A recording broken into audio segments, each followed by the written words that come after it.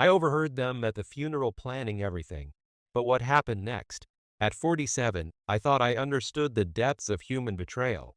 My father had just lost his battle with pancreatic cancer after 11 grueling months, and I was emotionally eviscerated, hollowed out from watching the strongest man I knew fade into nothing.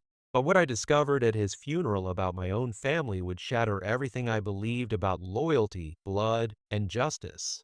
Have you ever trusted someone so completely that their betrayal didn't just hurt you, it fundamentally changed who you are? Because what happened next taught me that sometimes the people closest to you are the ones sharpening the knife for your back. The funeral was held at Riverside Memorial Chapel, one of those places that tries too hard to feel comforting with its burgundy carpets and soft lighting that makes everyone look like they're underwater. Dad was 66 when he passed, still too young, but cancer doesn't negotiate with your retirement dreams. We'd had this complicated relationship, my father and I. He wasn't the type to say he loved you outright, more the figure it out yourself, life's tough, deal with it kind of parent. But beneath all that gruff exterior was this unshakable respect between us.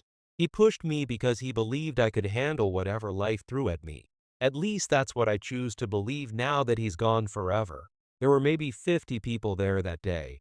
Dad wasn't exactly the life of the party, but he had his circle of loyal friends and business associates. After the main service, I needed a moment to collect myself.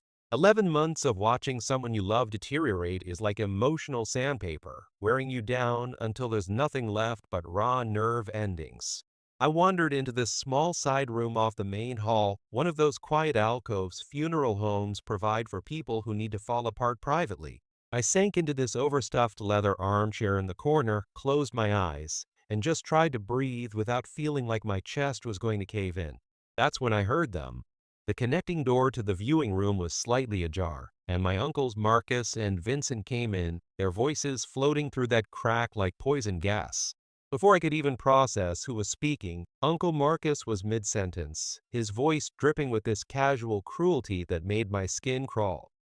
The way he looked at me during the service, like I'm supposed to feel guilty or something. He's always been weak, just like his mother. Uncle Vincent's reply hit me like a physical blow. Christopher takes after her side, not ours. Thank God for that. I froze in that chair like a deer caught in headlights. They were talking about me. I should have announced my presence immediately, but something in their tone, this venomous satisfaction, kept me paralyzed. What came next would haunt me for the rest of my life. The fool has absolutely no idea we changed dads will just 5